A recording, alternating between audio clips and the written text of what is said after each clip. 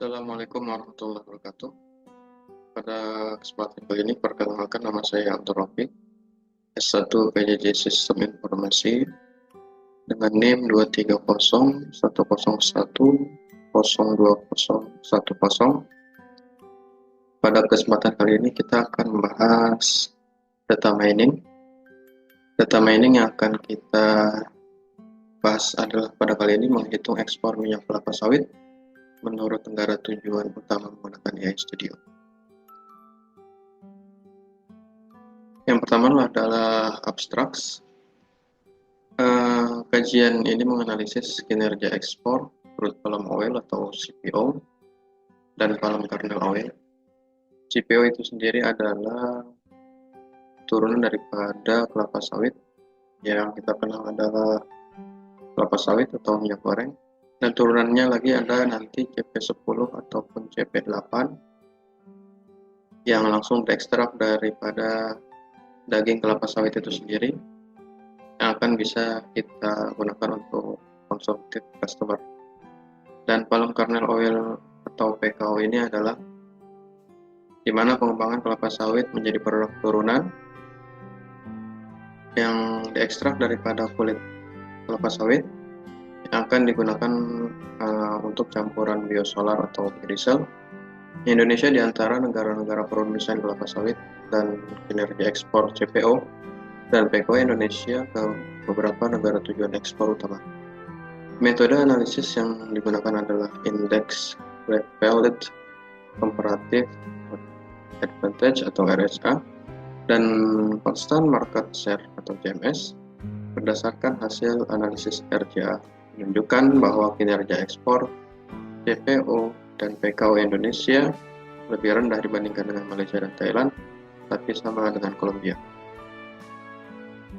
Kemudian pendahuluan, kelapa sawit merupakan tanaman perkebunan yang mengalami pertumbuhan produksi yang cukup pesat dibandingkan dengan tanaman perkebunan lainnya di Indonesia itu sendiri. Berdasarkan data dari Kementerian Pertanian 2012, produksi kelapa sawit Indonesia sebesar 17,54 juta ton pada tahun 2008 menjadi 23,52 juta ton pada tahun 2012 dengan rata-rata pertumbuhan sebesar 7,7% per tahun pada periode 2008-2012. Kelapa sawit yang diproduksi di Indonesia sebagian bisa dikonsumsi di dalam negeri sebagai bahan mentah dalam pembuatan minyak goreng, oleh chemical, sabun, margarin, dan sebagian besar lainnya diekspor dalam bentuk minyak sawit atau crude palm oil atau CPO dan minyak inti sawit atau palm kernel oil atau PKO dari total kelapa sawit yang dihasilkan. Menurut Kementerian Keuangan 2011, ekspor CPO pada tahun 2010 sebesar 50%. Sementara crude palm oil CPKO mencapai 85% dari total minyak sawit yang dihasilkan oleh Indonesia. PKO mempunyai produksi turunan yang relatif lebih sedikit dibandingkan dengan CPO. Metode penelitian. Terdapat beberapa metode dalam mengukur tingkat daya saing suatu produk, diantaranya adalah CMS atau RCA. Untuk mengukur tingkat daya saing industri suatu negara dengan pendekatan CMS berdasarkan pemahaman bahwa laju pertumbuhan ekspor suatu negara dibandingkan laju pertumbuhan rata-rata dunia dijabarkan menjadi 3 faktor. Sedangkan RCA yang pertama kali dikembangkan oleh Balassa 1965 digunakan untuk mengukur keunggulan komparatif suatu negara. RCA merupakan indeks yang menjelaskan perbandingan antara pangsa pasar suatu produk dalam ekspor total suatu negara dengan pasar ekspor produk yang sama dalam total ekspor dunia. Indeks RCA dengan nilai yang sama dengan atau lebih dari satu RCA satu mengindikasikan bahwa negara tersebut memiliki daya saing suatu produk di atas rata-rata dunia. Sebaliknya, jika nilai indeks kurang daripada satu RCA, maka daya saing suatu produk di negara tersebut di bawah rata-rata dunia. Tambunan 2004. Berdasarkan hasil perhitungan indeks analisis Revealed Comparative Advantage atau RCA dari 4 negara yang menjadi produsen utama minyak kelapa sawit dunia menunjukkan bahwa negara yang memiliki kinerja ekspor tertinggi adalah Malaysia dengan indeks RCA rata-rata di atas 1, untuk CPO 1,04 dan PKO 1,08.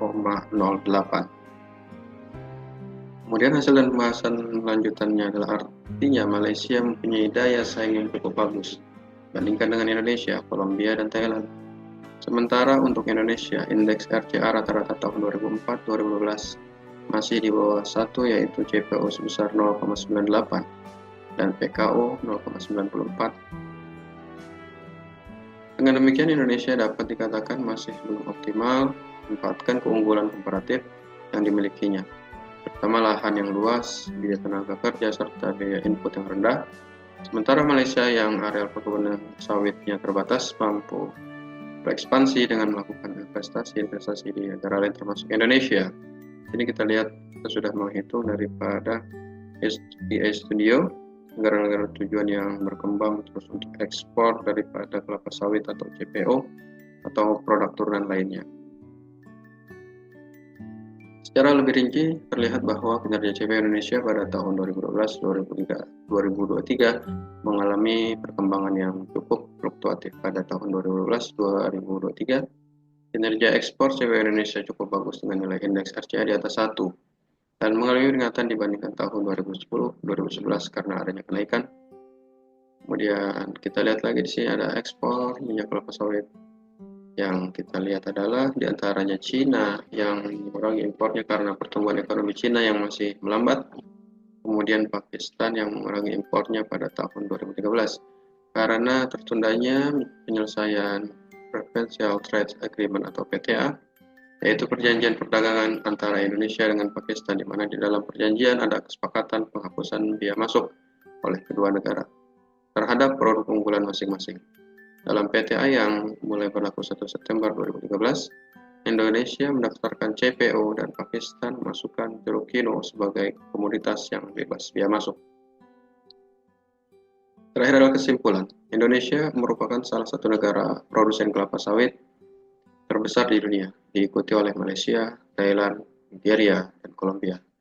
Tidaklah mengherankan jika Indonesia menjadi salah satu negara pengekspor PKO, utama minyak kelapa sawit di dunia. Meskipun menjadi negara utama pengekspor minyak sawit, perhitungan indeks RCA menunjukkan bahwa daya saing Indonesia baik CPO maupun PKO lebih rendah dibandingkan dengan Malaysia, dan untuk CPO lebih rendah dibandingkan dengan Thailand, dan sama dengan Kolombia. Sementara dilihat dari CMS pertumbuhan ekspor CPO pada periode 2010-2011 masih lebih tinggi dibandingkan dengan pertumbuhan standar. Pada periode tersebut, Indonesia masih mampu mengambil keuntungan dari pertumbuhan ekspor minyak sawit dunia. Dan pada 2011-2012, hanya di Cina dan Belanda Indonesia dianggap sebagai pesaing yang kuat oleh kompetitornya. Untuk PKO bangsa, berdasarkan perhitungan RCA, kinerja CPO dan PKO Indonesia agak lemah dibandingkan dengan negara lain. Hal ini didukung hasil dari perhitungan CMS yang menunjukkan bahwa efek komposisi produk, daya saing, dan distribusi pasar masih banyak yang bernilai negatif meskipun pertumbuhan ekspor minyak sawit di Indonesia meningkat. Itulah data mining yang kita olah untuk menghitung ekspor data kelapa sawit. Terima kasih, saya Abdul Rafiq. Terima kasih dosen pengajar saya Abdullah, SSI MKOM. Assalamualaikum warahmatullahi wabarakatuh.